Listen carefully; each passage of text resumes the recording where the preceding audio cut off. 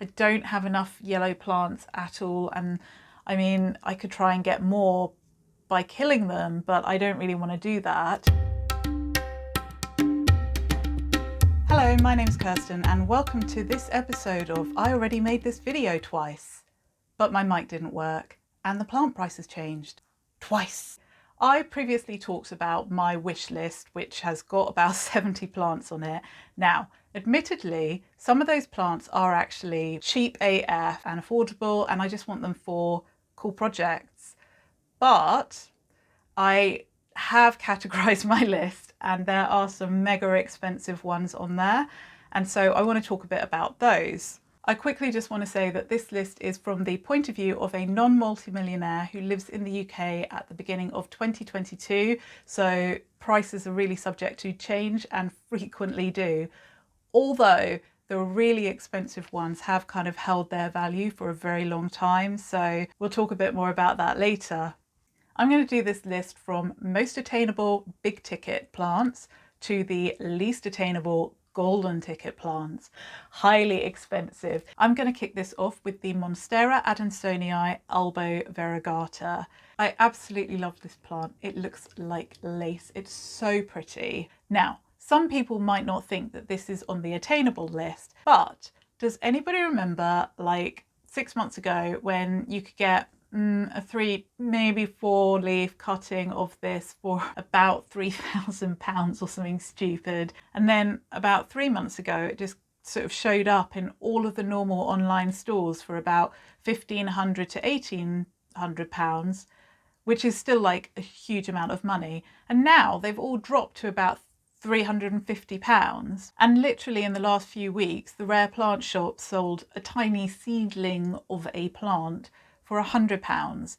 So the price is dramatically dropping. And my theory about what we're seeing here, particularly with this plant, is that it's a bit like the Syngonium albo or the Epipremnum pinnatum albo, in that basically it's super easy to propagate and it's just a really reliable one. The Monstera adansonii is one of the easiest plants on the planet. So it just has become so available. I mean, it's on every single Facebook group. It's absolutely everywhere, this plant. And so the price has dropped in accordance with the fact that there's, you know, a lot of supply for arguably a little bit less demand these days because people aren't really buying plants as much anyway.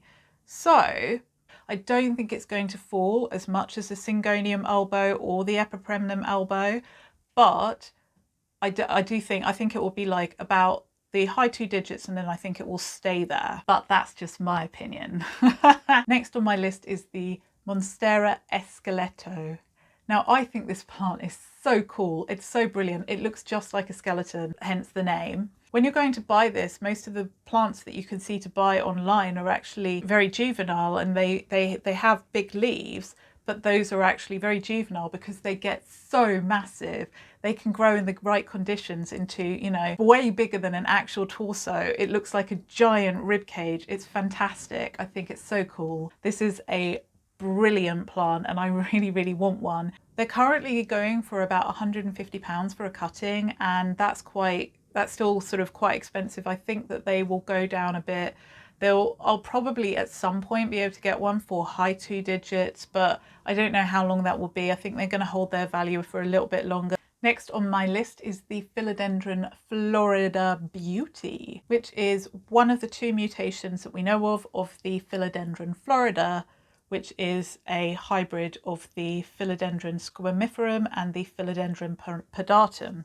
It is a beautiful plant. This has got yellow variegation, which I love. I know it's kind of not for everybody, but I so love it. I think it's pretty. I don't have enough yellow plants at all. And I mean, I could try and get more by killing them, but I don't really want to do that.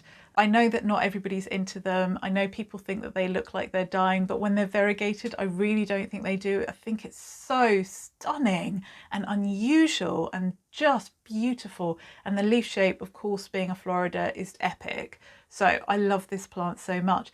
But they have kind of held their value about £250 to £300 for a good cutting. They are an expensive plant. This is kind of one I'm probably going to have to network for or something and you know, do some sort of creative swap. I don't know. It's lovely though. I really, really want one. The variegation on this is Polaroid, so it develops. So when it comes in much more green, and you might not see all of the details. You'll kind of see the larger, more sectorial, more sectoral variegation subtly, and then it will become much clearer and it will develop. Oh, it's so cool. The next plant on my list I think is highly desired by a lot of people. It's the Philodendron arubescens red emerald variegata, also known as the Philodendron strawberry shake. This is another one with Polaroid variegation. I'm a very predictable person, clearly. It gets these big paddly, kind of like arrowy, paddly, hearty shaped leaves that are just awesome and so impressive. It's got a mottled variegation, which is like green, and it comes in creamy with a yellowy hue that kind of goes a strong yellow, and even after the leaf is kind of hardened off, the variegation continues to change into something with much more of a pinky blush, and hence the strawberry shake. And it's so beautiful. It's so cool. And this kind of transformation happens over a period of time, so it's just absolutely wonderful to watch. I would love to own this plant. However, with the price tag of about, you know, 250 to 300 pounds for a little seedling or something like that, it's just like a bit obscene at the moment. And again, it's another one that's held its value for a really long time. It's not changed too much, like only marginally with the kind of like change in the market in general, but it's still been of that price bracket. And so I don't know that that's one I'm going to be able to get this year. And that's kind of it for the ones that are somewhat attainable. The next on my list is the Monstera deliciosa aurea large form. And I want to be very specific here that I'm talking about the large form, not the Borsigiana aurea, not the Mormaranta or aurea, the large form. I mean, if I got one of the others, I wouldn't kick him out of bed, but no, I want the big one. I want the big, massive leaves. These leaves get humongous. We are talking many splits. We're talking secondary, tertiary, even more like fenestrations. It's massive. Again, with the yellow variegation, it's so pretty. You get a lot of sectoral. It's actually quite splashy in places as well that I've seen. This is a gorgeous plant, but it's pretty slow growing, unfortunately. We got a bit of an influx of Monstera aurea in the UK about 6 months ago, but there was very little in the way of large form, and they were going for about £3,000 then. I've been seeing cuttings online for large form for about 1800. However, the problem with the large form Monstera is you actually can't tell it's a large form Monstera until it's matured a little bit. It looks exactly the same as like the Borsigiana anyway, until it's got bigger and there's these ruffles on the stems and there's certain signature things. But again, you only know when it's matured. So it's very difficult taking a risk on a juvenile cutting, really. And there's a massive gap between those ones and the next one on my list. Oh, this is pretty. Oh, I want this plant. This is actually probably my most wanted one. It is the Monstera Burle Marx Blame. Look at how cool this plant is. It is so cool. It's also called the Bone Monstera. It's another one that looks like a rib cage. I'm starting to see a theme here of wanting plants that look like rib cages. I wonder why that is. It's got these wide fenestrations. The leaves are much thicker than a traditional Monstera. The cool thing about this is that it looks amazing at like all stages of life. The new leaves come out this like acid lime green, and even when it's just one tiny seedling leaf the size of like my pinky finger, it looks like a pilot light. You can see from the shape of it why it's called the Burle Marx Flame, and even the kind of fenestrations and everything look like flames licking the sort of side of something. When the new leaves sort of fade down and harden off, They never fully fade down, so on the structure of the leaf and the kind of veining, it's still got that very bright green. So it's just utterly stunning. Make no mistake, this plant is mega rare and expensive, and the reason for that is that it was collected by Burle Marx, who was a plant collector and a famous Brazilian landscape architect. And when he collected this plant, he had it in his personal collection, but he didn't actually take any detailed notes of it. He didn't even say where he collected it from. It was never properly scientifically described, and so the name Burle Marx flame is actually the unofficial name. And until it's actually discovered in the wild and officially named and documented with a full scientific description, we don't really know enough about it. And it's pretty safe to assume that every single plant that we have in people's collections now all come from that one singular plant of Roberto Burle Marx collected all those years ago. It is also safe to assume that this is actually not just a commercially rare, but a very rare plant in the world as well, because it hasn't been discovered yet. We don't know where he got it from.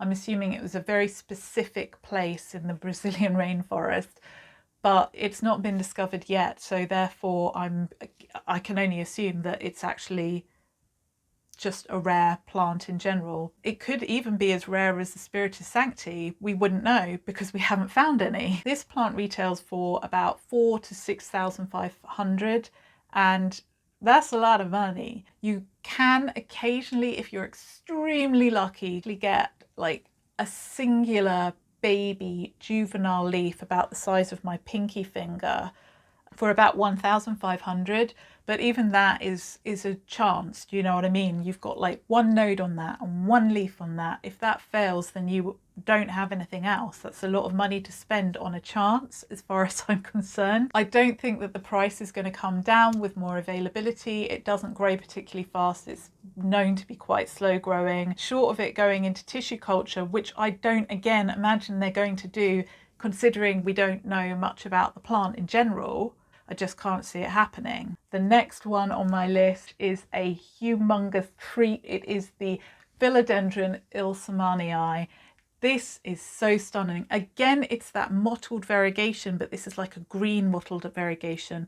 It's absolutely beautiful. It has stable variegation as well, so it just is like that. You don't have to do anything to keep the variegation. You don't have to cut it back. You don't have to think about what lighting or any of that stuff. It's just part of it. That's what the plant does. So I just think that's fantastic, because I'm a little bit lazy in that regard as well. So, and there's only so many plants that I can be dealing with doing stuff like that too. So anyway, I haven't been able to find like a lot of information on the parentage out there of this plant. So yeah, I don't really know how this mutation happened or anything like that. So I'd be really interested to know a bit more about that. It's a really good grower in the right conditions. It can grow like up to 10 foot in a single season, which is fantastic. So I can only assume that it's like quite difficult to root or something, or that nobody wants to cut their one back, or because it's just not available out there. The price on this plant is like not a joke at all.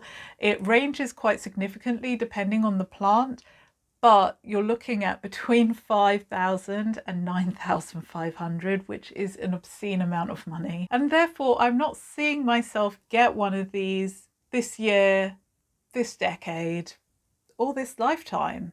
I hope you enjoyed this video as much as I liked making it for the third time. If you did enjoy it, please leave a thumbs up and subscribe to this channel if you want to see more.